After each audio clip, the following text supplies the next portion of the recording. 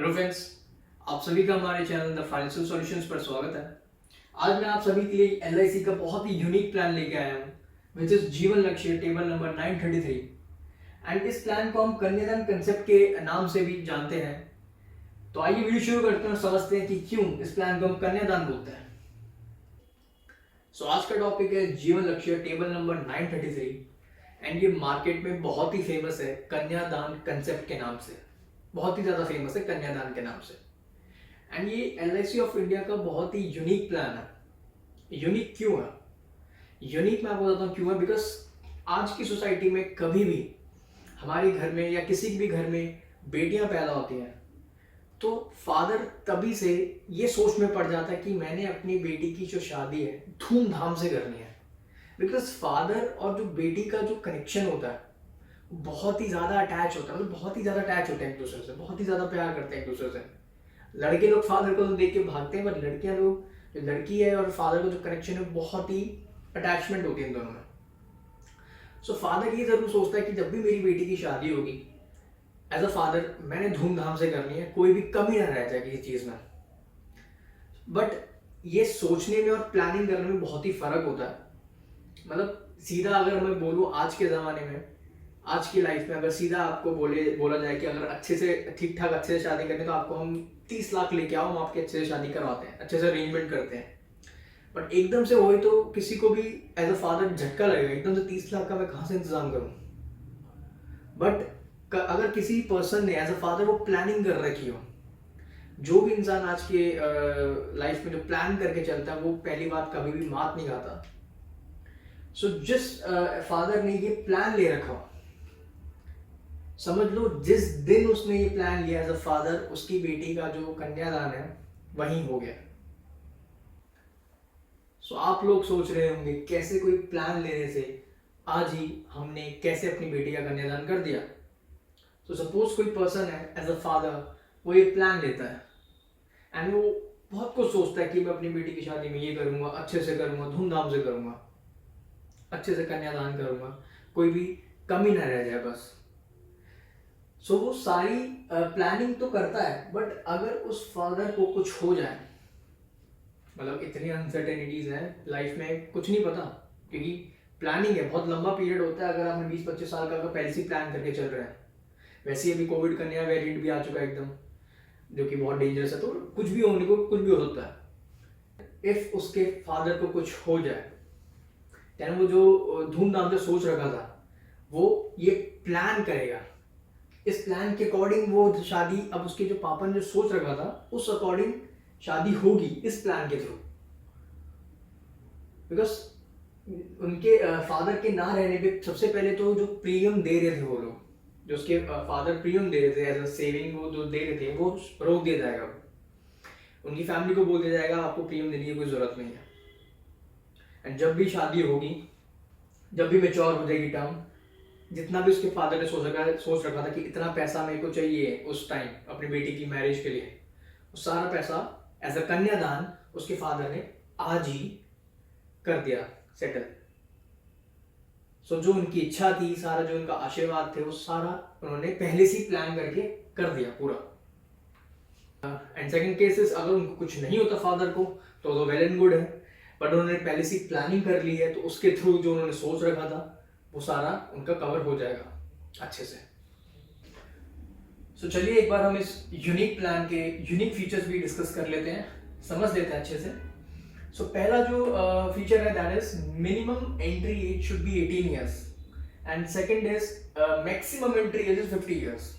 मतलब 18 साल से पहले आप इस प्लान को ऑप्ट नहीं कर सकते, वहीं 50 ईयर्स के अगर आप अबव है तब भी ये प्लान आपको नहीं मिलेगा। Next is maximum maturity age 65 years, मतलब मैक्सिमम मेच्योरिटी आपकी 65 ईयर्स तक ये हो जानी चाहिए, तो उसके अकॉर्डिंगली आप टर्म सेट कर सकते हैं। एंड टर्म इसमें इंपॉर्टेंट है बिकॉज ये आपको प्लान सिर्फ 25 ईयर्स तक ही मिलेगा, उसके ऊपर ये आपको प्लान अवेलेबल नहीं होता। सो 13 to 25 ईयर्स तक ये आपको प्लान अवेलेबल रहेगा। मोड आप इसमें कोई से भी पेमेंट कर सकते हैं, ईयरली, हाफ ईयरली, क्वार्टरली या फिर मंथली, वो आपको आपके पास ऑप्शन है। Next is premium paying term, PPT. ये पीपीटी बहुत ही इंपॉर्टेंट फीचर है। सो बेसिकली क्या होता है, पॉलिसी टर्म 3 ईयर्स, आप कोई भी टर्म लेते हैं, सपोज आपने फुल प्लान लिया, फुल 25 ईयर्स की टर्म ली, सो इसमें आप 3 साल लेस पेमेंट करेंगे, बेसिकली आप 22 साल की पेमेंट करेंगे। अगर आप वही 20 साल की प्लान टर्म लेते हैं तो आप 17 साल की पेमेंट करेंगे। बेसिकली इस फीचर के अकॉर्डिंग आप 3 साल लेस पेमेंट करते हैं, दैट्स इट, और बहुत इंपॉर्टेंट है। Next is minimum some assured is 1 lakh. 1 lakh तो सम एश्योर्ड इसमें होना ही चाहिए, उससे नीचे प्लान नहीं होगा। Maximum sum assured is no limit, depends on you. So next point is maximum accidental death and disability benefit rider is up to 65 years। 65 years तक ये राइडर आपको दोनों अवेलेबल रहेंगे। ये दोनों राइडर आपको इसमें इनबिल्ट मिल जाते हैं, अलग से इसकी कोई कॉस्ट नहीं है। बट ये दोनों राइडर अगर आप लोगों ने नहीं समझे, मैं प्रीवियस वीडियोस में इसकी इन दोनों को अच्छे से डिटेल में समझा चुका हूँ। ये दोनों बहुत ही इंपॉर्टेंट राइडर्स हैं, सो आप इन दोनों को समझने के लिए प्रीवियस वीडियो जरूर देखें, क्योंकि ये दोनों बहुत इंपॉर्टेंट है और ये 65 ईयर्स तक अवेलेबल रहेंगे आपके पास। जैसे 66 एज हो जाएगी फिर ये राइडर अपने आप ही आपके प्लान से हट जाएंगे। सो चलिए एक बार हम कन्यादान कंसेप्ट, जीवन लक्ष्य को अच्छे से समझते हैं एग्जाम्पल से। इस एग्जाम्पल के थ्रू आपको इजीली समझ आ जाएगा कि क्यों हम इस प्लान को सबसे यूनिक और क्यों हम इस प्लान को कन्यादान कंसेप्ट कन्यादान बोलते हैं।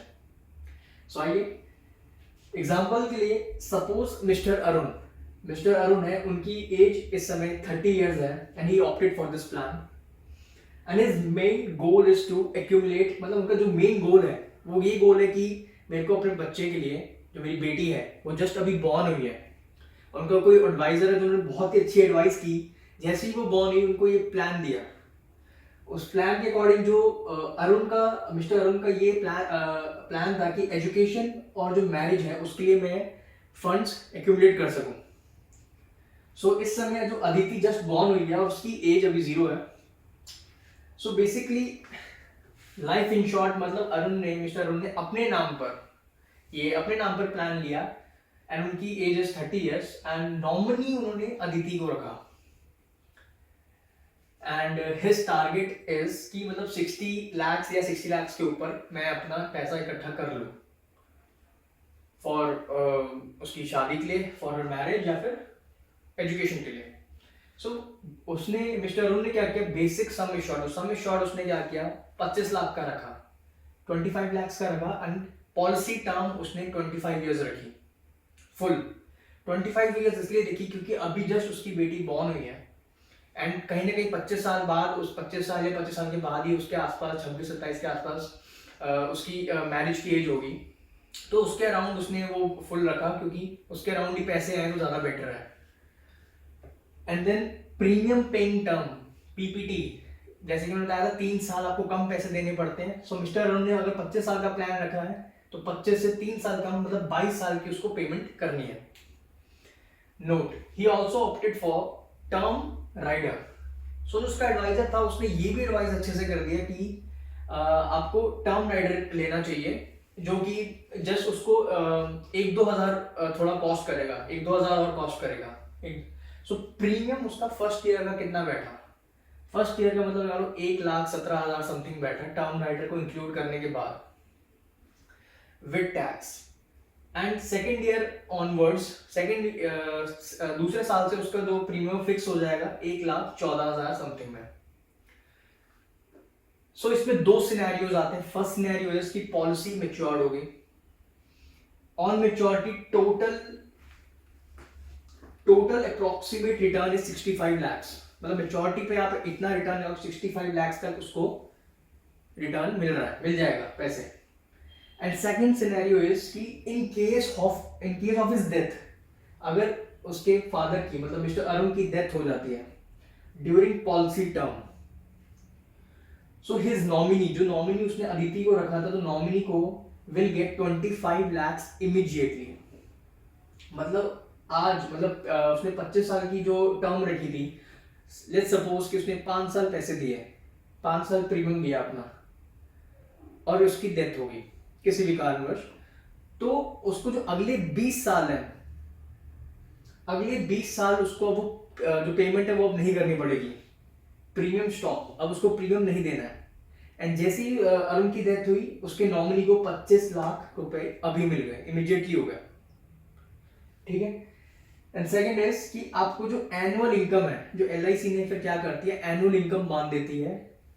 एनुअल इनकम दे दिया 10% ऑफ बेसिक सम एश्योर्ड। सो अदिति के नाम पर उसने क्या किया, एनुअल इनकम बांध दी। 25 लाख का आपका सम एश्योर्ड था, सो 25 लाख का 10% इज 2,50,000 हर साल अदिति को मिलते रहेंगे। कब तक? जब तक उसकी जो पॉलिसी है वो मैच्योर नहीं होती, तब तक हर साल अदिति को 2,50,000 रुपीज मिलते रहेंगे। मतलब अगले 20 साल तक उसको मिलते रहेंगे। अगर हमने माना कि 5 साल तक उसके अरुण ने पेमेंट करी, उसकी डेथ हो गई, तो 5 साल में 25 लाख मिल गए, प्लस 5 लाख का बोनस वो भी मिल जाएगा। एंड देन अगले 20 साल उसको एनुअल इनकम बांधी 2.5 लाख की। देन अगेन ऑन मेच्योरिटी, अब क्या होगा, LIC क्या करती है, वो ये सोचती है अब इस कन्यादान कंसेप्ट के अकॉर्डिंग कि उसके फादर ने, अरुण ने ये सोचा था कि मैं अपने बेटी की शादी में अच्छे से करूंगा, धूमधाम से करूंगा, कोई कमी ना रह जाए।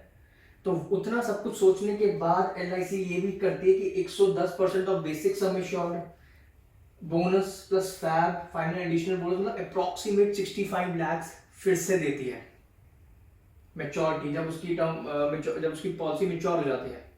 मतलब 25 लाख भी दे दिए, बोनस भी दे दिया, उसके बाद 2.5 लाख की एनुअल इनकम भी बांध दी, उसके बाद 65 लाख रुपीस फिर दे दिए। अब आप बताइए ये कन्यादान कंसेप्ट सही मामले में कन्यादान हुआ कि नहीं हुआ अदिति के लिए, from her father mister Arun. And then इसमें आपको लास्ट में वो भी मिलता है कि लोन मिल जाता है आपको आफ्टर 2 इयर्स। अगर आप 2 साल तक फुल पेमेंट कर देते हैं अपनी प्रीमियम, तो आपको उसमें लोन भी मिल जाता है, अवेलेबल हो जाता है। And then income tax benefit तो आपको मिलता ही है। अंडर सेक्शन 80C में आपको टैक्स रिबेट मिलता है, एंड अंडर सेक्शन 10D में आपको मेच्योरिटी, जो भी मेच्योरिटी में अमाउंट आती है वो सारी की सारी टैक्स फ्री होती है। सो आई होप आप लोगों को अब समझ आया होगा कि क्यों मैं स्टार्टिंग में ये बोल रहा था कि जैसे ही आप ये प्लान लेते हैं एज अ फादर, आप उसी दिन अपनी बेटी का कन्यादान कर देते हैं। सो वीडियो पसंद आई तो वीडियो को लाइक करना मत भूलना, चैनल को सब्सक्राइब करना मत भूलना। Thank you.